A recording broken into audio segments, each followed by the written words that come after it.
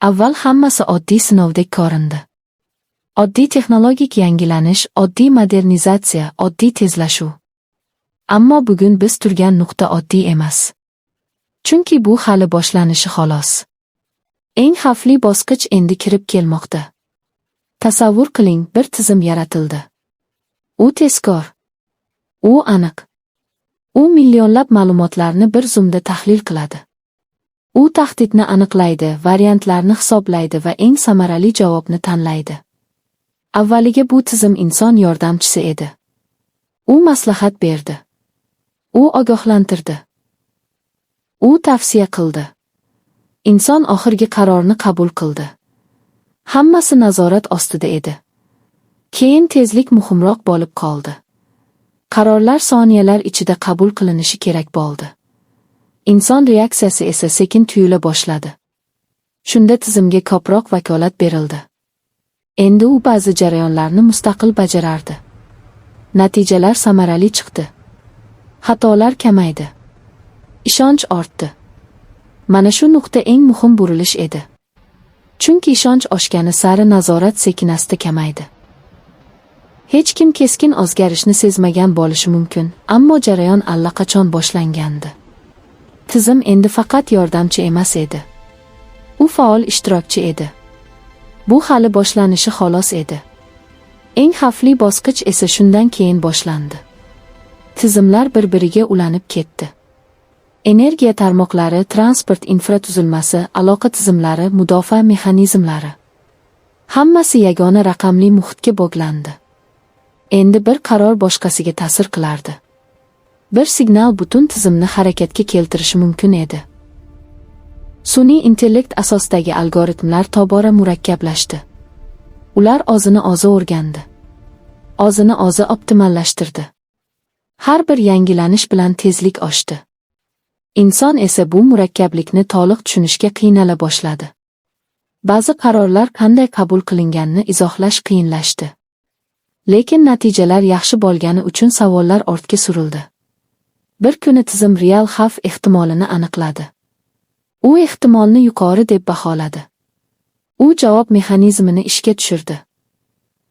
Jarayon shu qadar tez sodir bo'ldiki, inson vaziyatni tahlil qilishga ulgurmay qoldi. Bu hali global ink. Eng xavfli bosqich deganda bu faqat texnik xato emas.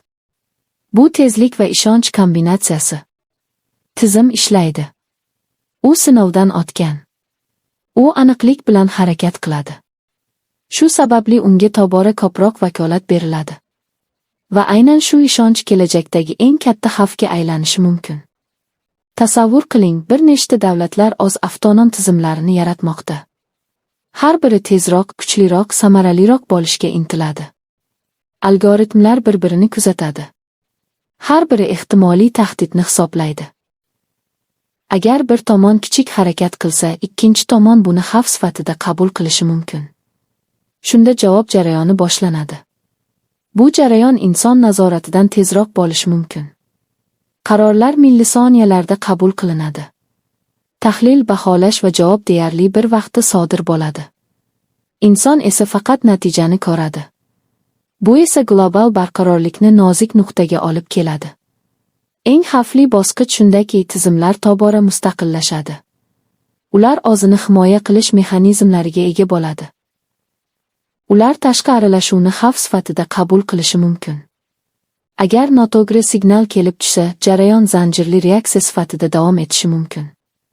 Tarix bizga shuni ko'rsatadiki, har bir katta texnologik sakrash bilan yangi xavf keladi. Energiya inqilobi kuch berdi, lekin nazoratsiz bo'lsa halokatga olib keldi. Raqamli inqilob tezlik berdi, lekin kiberxavfsizlik muammolarini keltirib chiqardi. Endi esa sun'iy intellekt inqilobi boshlanmoqda. Bu hali boshlanishi xolos. Eng muhim savol shuki, biz qayerda to'xtaymiz? Qaysi bosqichda inson nazorati majburiy bo'lishi kerak? Qaysi jarayonlar to'liq avtomatlashtirilmasligi kerak? Agar bu chegaralar aniq belgilanmasa, tizimlar o'z yo'lida davom etadi. Bu yerda qo'rquv emas, mas'uliyat muhim. Texnologiya yomon emas. U neytral. U inson maqsadiga xizmat qiladi. Ammo agar tezlik va ustunlik poygasi xavfsizlikdan ustun qo'yilsa, xavf ortadi. Har bir davlat tezroq tizim yaratishga harakat qiladi. Inson aralashuvi esa kamayadi. Bu hali boshlanishi xolos degan ibora ogohlandi. Bu jarayonni to'xtatish oson emas. Chunki tizimlar o'zaro bog'langan. Ularni birdaniga o'chirish boshqa muammolarni keltirib chiqarishi mumkin. Shuning uchun eng xavfli bosqich nazorat yo'qolgan lahza emas, balki nazorat sekinasta kamaygan davrdir. Bugun biz aynan shu o'tish davrida turibmiz. Texnologiya tezlashmoqda. Sun'iy intellekt murakkablashmoqda. Avtonom tizimlar kengaymoqda. Savol shuki, biz bu jarayonni ongli ravishda boshqaryapmizmi yoki shunchaki tezlik ortidan quvayapmizmi? Eng xavfli bosqich kelajakda emas. U bugun shakllanmoqda. Har bir qabul qilingan qaror, har bir berilgan vakolat, har bir avtomatlashtirilgan jarayon kelajakni belgilaydi. Agar bugun qat'iy qoidalar joriy qilinsa, xavf kamayadi. Agar bugun beparvolik qilinsa, ertaga oqibatini ko'ramiz. Insoniyat hali ham tanlovga ega. Shaffoflikni talab qilish mumkin. Algoritmlarni tekshirish mumkin. Inson nazoratini majburiy qilish mumkin. Axloqiy va huquqiy me'yorlarni mustahkamlash mumkin. Bu jarayon vaqt talab qiladi, lekin zarur. Bu hali boshlanishi xolos. Eng xavfli bosqich esa bizning qarorlarimizga bog'liq.